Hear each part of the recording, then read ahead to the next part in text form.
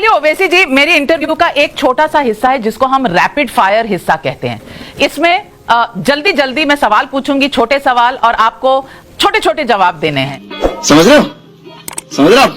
देश का सबसे बड़ा नेता कौन? देश का सबसे बड़ा नेता कोई है ही नहीं अभी। देश का सबसे बड़ा नेता इंशाअल्लाह ताला देश की जनता ही है, जो भाग रहे हैं आप। सबसे बड़ा नेता कौन? आपको एक वर्ड में जवाब देना। चुप हो जा, सातवीं फेल। ना ना ना, मेरा मानना यह है कि इस देश में अगर सबसे बड़ा नेता हुआ है गांधी से बड़ा तो अंबेडकर। मेरा मानना वही है। अरे प्रेजेंट टाइम की बात करिए, हिस्ट्री खत्म हो गई, ये कोई इतिहास का लेसन थोड़ी है। ना ना ना ना ना मैडम, हिस्ट्री तो कभी खत्म नहीं होगी अंबेडकर की। ना अंबेडकर की हिस्ट्री खत्म होगी, ना सालार की हिस्ट्री खत्म होगी। ये तो जिंदा हैं। हमको ये लोग फ्यूचर दिखाते हैं, ये लोग हमको उम्मीद दिलाते हैं अपनी कुर्बानियों से। दूसरों के लिए हिस्ट्री खत्म हो जाएगी, मगर असदुद्दीन ओवैसी के लिए अंबेडकर और सालार हमेशा रहेंगे। ये नहीं, हिस्ट्री खत्म नहीं होगी इनके लिए, तो ये खुद हिस्ट्री का हिस्सा है। चलिए फिर मैं आपको ऑप्शंस देना शुरू कर देती हूँ। किसमें बेहतर लीडरशिप क्वालिटीज हैं, योगी या अखिलेश यादव? रुको जरा, सब्र करो, बोला धक्का मुक्की नहीं करने। दोनों ने बर्बाद कर दिया उत्तर प्रदेश को। हमारे जो चॉइस नहीं है वो आप कैसे चुन लेंगे? चॉइस दो की है। अरे मैडम, आप मेरे कनपट्टी पे बंदूक भी रख देंगे तो यही जवाब मिलेगा असदुद्दीन ओवैसी से आपको। बाप को भेज, तेरे बस की बात नहीं तो योगी या अखिलेश, और 10 मार्च को इनमें से एक चुनना पड़ेगा।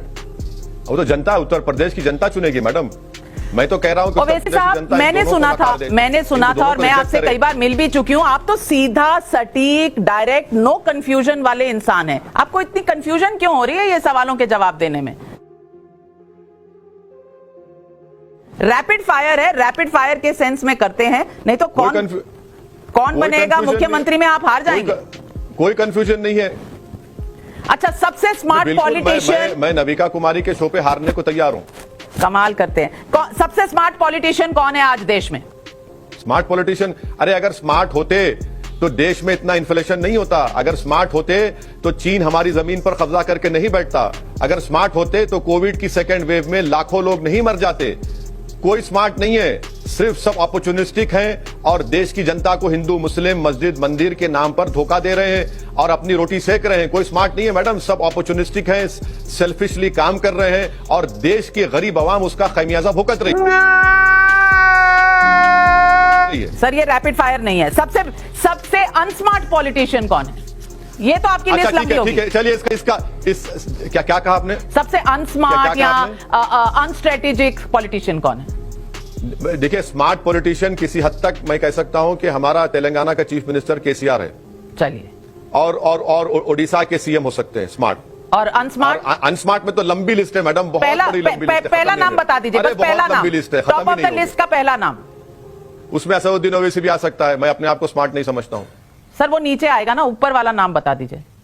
ऊपर ही डाल दीजिए मैडम मुझे, क्योंकि हम तो बदनामे जमाना है, तो जाहिर है। चलिए, बदनाम हो तो क्या नाम। इतना सेफ खेल रहे हैं आप, अगर बैटिंग ही नहीं करेंगे तो रन कैसे बनेंगे? आपके हिसाब से मुस्लिमों को किसने सबसे ज्यादा ठगा? पूरे कांग्रेस या BJP? Congress, BJP, Samajwadi party, BSP, इन तमाम ने मिलकर मुसलमानों का यह हाल कर दिया उत्तर प्रदेश में और देश में। सर, आपको लाइफलाइन लेनी पड़ेगी और आप 4 में से 1 बताइए, नहीं तो आप फेल होते हुए नजर आ रहे, पास ही नहीं हो रहे। नहीं मैडम, मैं तो आपके रैपिड फायर में फेल होने को तैयार हूं, क्योंकि सच्चाई को बता रहा हूं। अगर सच्चाई को बताना फेल होने के बराबर है। किसने ज्यादा ठगा, कांग्रेस के बीजेपी? कांग्रेस के बीजेपी के समाजवादी? कोई मुस्कुराकर वार करता है, कोई गुस्से में वार करता है। फर्क यही है बस। एक चीज जो भारत के इतिहास में बदलना चाहते हैं आप? भारत के इतिहास में बदलने का अगर होगा तो मैडम, काश गांधी का कत्ल ना होता, काश दिल्ली मैसेकर ना होता, काश सिखों का जेनोसाइड ना होता, काश इतने फसादात ना होते। धर्म और राजनीति में से एक चुनना हुआ तो किसको चुनेंगे, धर्म या राजनीति? संविधान को। शरिया कानून बेहतर है या भारत का संविधान? संविधान शरीयत पर अमल करने की इजाजत देता है, तो इसलिए कहूं संविधान। मुझे मालूम था आप ये सवाल करने वाले हैं, इसलिए मैंने संविधान कहा। भारत माता की जय या अल्लाहू अकबर? कौन है ये लोग? कहां से आते हैं? जय हिंद। भारत माता नहीं कहेंगे। वाह, क्या सीन है। पॉलिटिक्स में नहीं होते तो क्या कर रहे होते? अरे क्या कर रहे होते कुछ भी नहीं कर रहे होते क्या है, नहीं मालूम मैडम। ये सवाल जो है ना, ये बड़ा बड़ा ये कोर्स से बाहर का आ गया नहीं लगता है। मालूम आप इतने साल गुजार दिए। पॉलिटिकल करियर का फाइनल डेस्टिनेशन क्या है? आपकी मंजिल क्या है पॉलिटिकल लाइफ में?